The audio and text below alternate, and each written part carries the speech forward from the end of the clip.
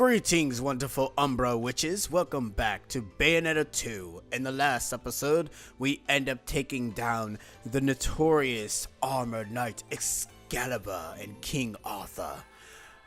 Well, Excalibur is the sword, King Arthur is the knight. You guys know what I mean. Anywho, it's time for us to go to the Ark.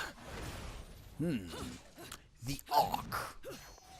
I shall be able to take control of the Ark as much as possible. Except, why is Bayonetta? Also, I ended up realizing how to actually change the elements of these things. If you rotate the controller stick, you actually change the elements of them. It's actually kind of cool. Another failure. These pawns can no longer serve my purposes. Power must be held in my own hands to truly be attained.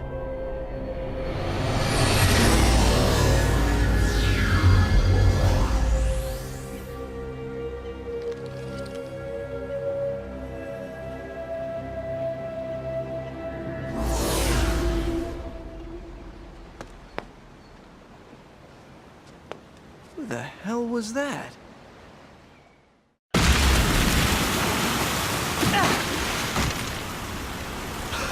Shit! Why am I the only one stuck in the drink? Where are we? Further from the mountain than we started, that's for sure. I feel like I've seen this place before.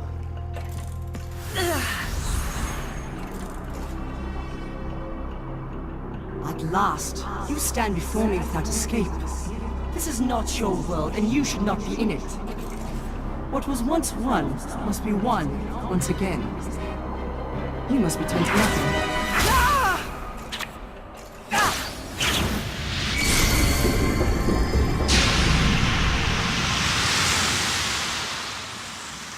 Little one, are you all right?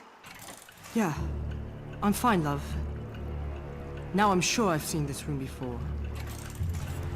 If you're still trying to go to hell, Bayonetta, I might know the shortcut. Oh? I'm remembering what I really am.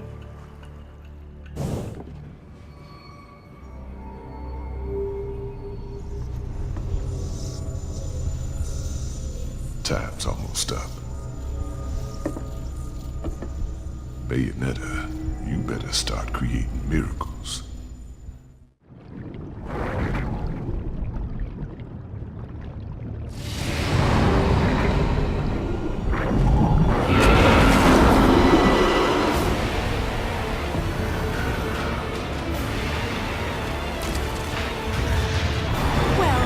You were right about the shortcut, but I think they've sent a welcoming party.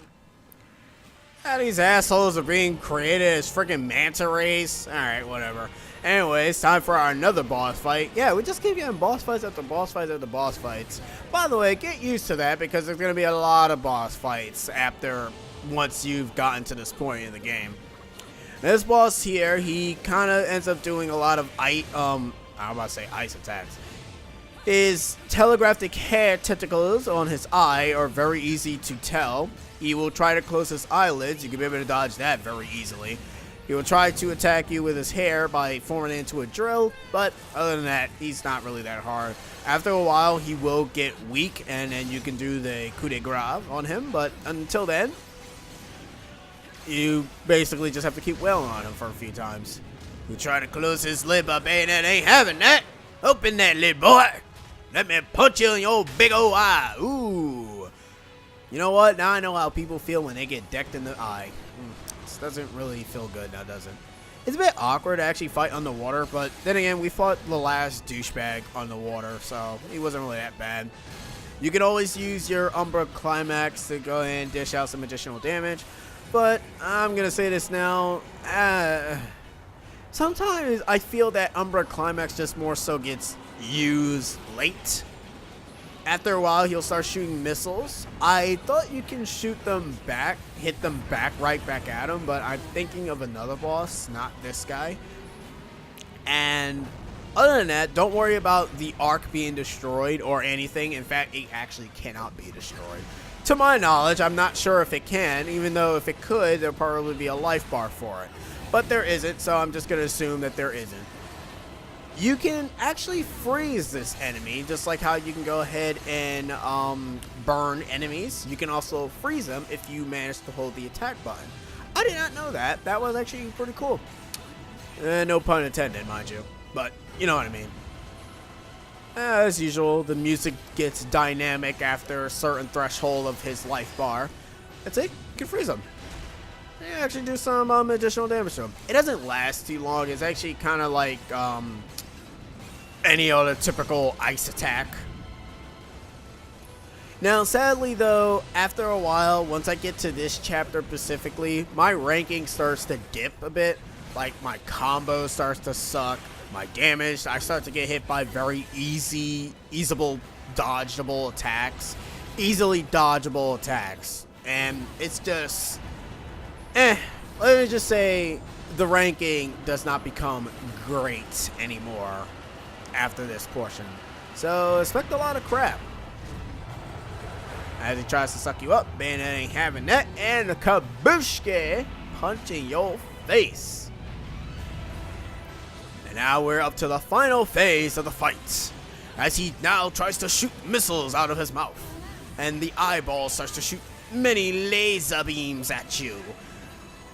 Just dodge the lasers, and the lasers do... I thought the lasers came back. I guess not. I think I'm thinking of something else. But anyways, just do the same thing as you were doing before, and he should almost be relatively KO'd.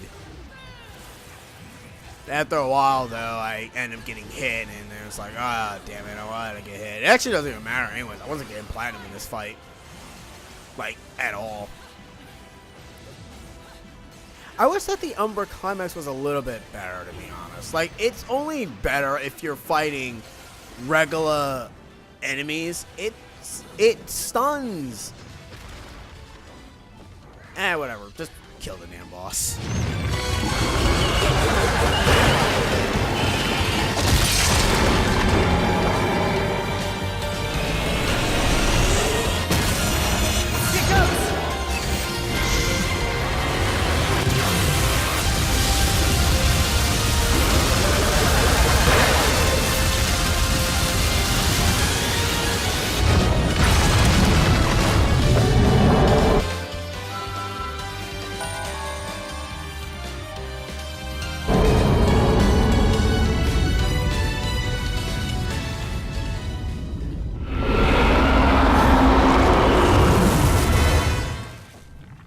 Now, I got a quick question. We technically was looking at it draining, going down. Why did it show up behind us? Little one, where are you? I never get that in video games. It confuses the hell out of me. But anyways, I switch back to my wonderful katanas, because why not? Katanas? It's katana. Damn immature pleb. But look at these. Orbs. Do those orbs look familiar to you guys? Well, if you guys are familiar with the Devil May Cry series, the currency and the power-ups and all that other lovelies are orbs from the Devil May Cry series. So glorious.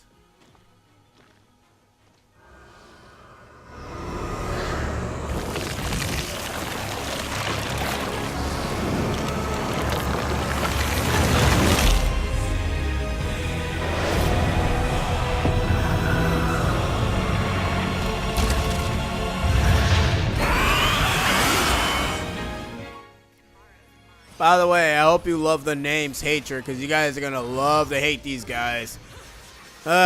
Just like the tentacle angel enemies, they have the capabilities of blocking your frontal attacks, which I'm going to say I hate that.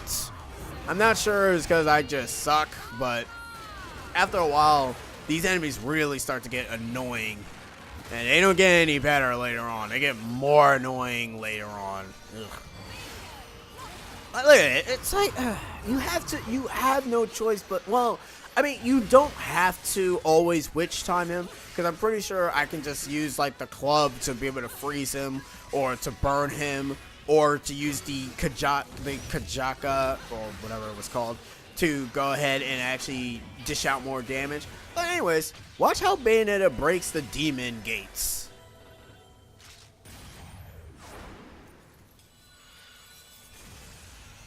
Satisfying.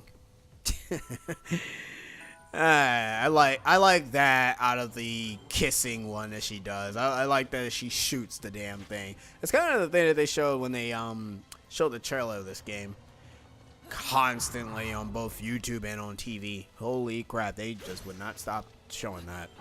Anyways, you'll find a verse 3 here, but you'll also find verse 4 after you have finished. You can actually avoid this verse. You don't have to do this one. Obviously, there's no gate that shows up, so you can ignore this one. But, you know, this is an all verse run, so gotta get all those verses. Now, before you go straight, you want to turn around and you want to head into this direction. And you'll find a method.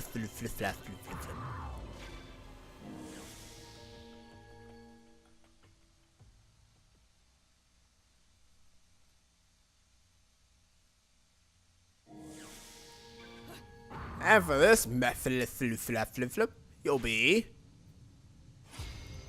You only deal damage during witch time because we think it's so hilarious. Ugh. I think after a while, I end up saying that Bayonetta 2 is my favorite, but I should more so say that Bayonetta 2 is my favorite when I'm not dealing with all these dumb portal requirements. And also when I got all my weapons. But then again, that's typically for any game, any hack and slash game. When you end up having all your weapons, you can just go ham. I was like, it's like, are you serious? More enemies? Come on. It's so annoying fighting these guys. Also, I get hit here. Because that guy over there, he's actually using a gun. I love that witch time is so very picky. I mean, like I said, it having very limited is not really good. I just say screw this and just slam the crap out of this douchebag and kill him.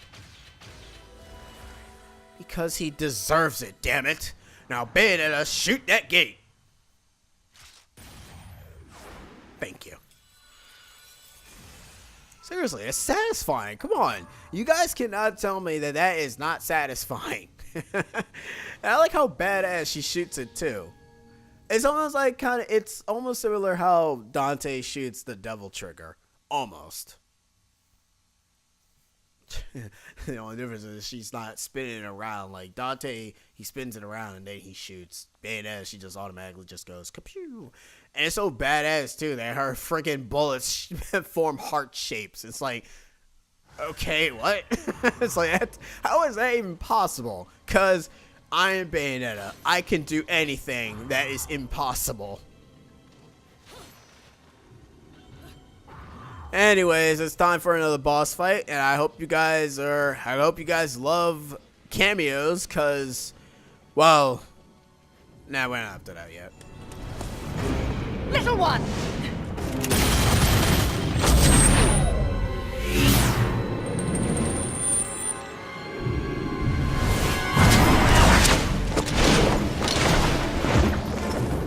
If I didn't know any better, I'd say you were the most persistent stalker I've met yet.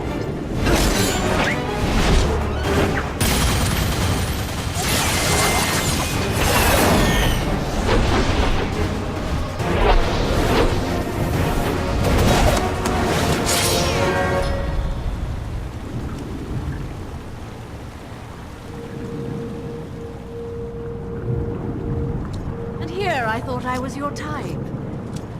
I guess I had you all wrong. Step away, Umbra Witch. This is not your fight. Actually, it is. Alright, time for another fight with the Lumen Sage, and he does almost the same exact gimmicks as before as you first fought him. The only difference is that, well, he has slightly new tricks.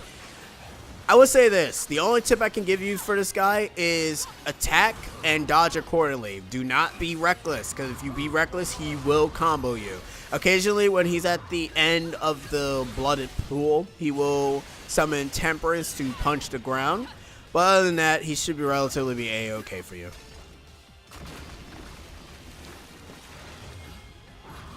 And after a while, a second time he did that wolf ability. He never did that when I first played this game. I'm convinced that he's trying to say something to me. That he's probably going to kick my ass, and I'm going to hate it. Just saying. I mean, I wish that, you know, when they're saying, like, their attacks, they kind of say the names of the monsters, but they don't. At least to my knowledge, they probably are. I could be totally wrong.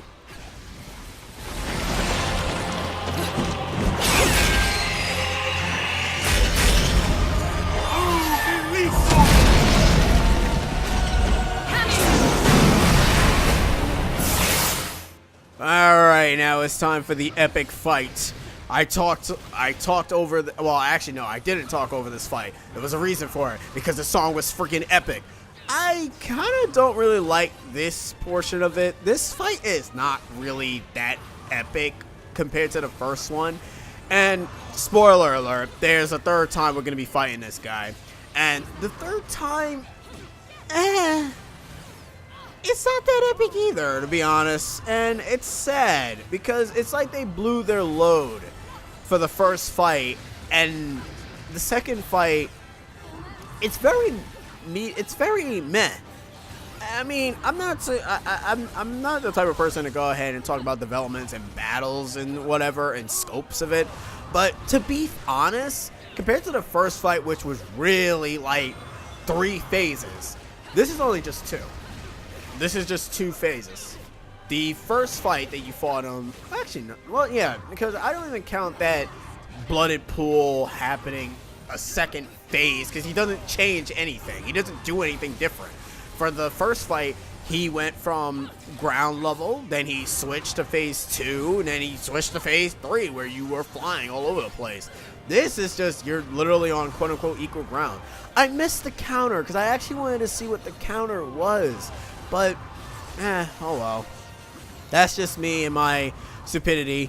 At this point, I'm like so freaking dumb with this game that I keep dodging inappropriately, which is not what you're supposed to do. You're supposed to usually wait for your opponent to do their attacks, but half of the time you kind of just want to go ham, you know? But that's not the point of the game.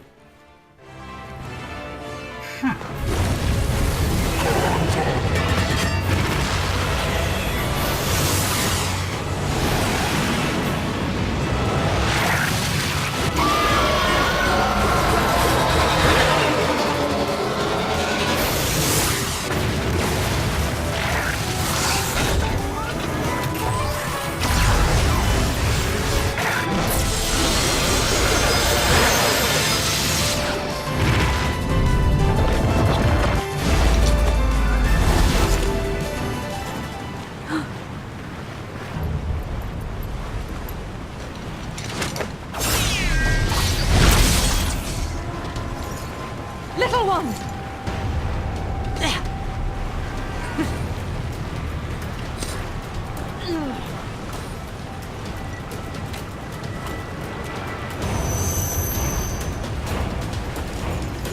The right eye?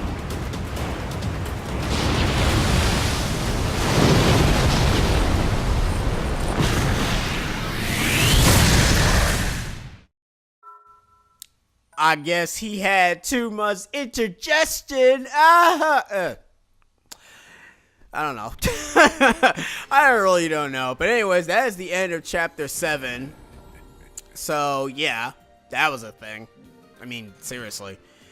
I would have to say, we'll go into more detail of who the Lumen Sage is. I'm pretty sure people have probably already figured it out. If you have, shut up. Do not spoil it, please, because it's a very, well, in all honesty, it's actually not really that shocking of a reveal, but whatever, we're just gonna leave it alone.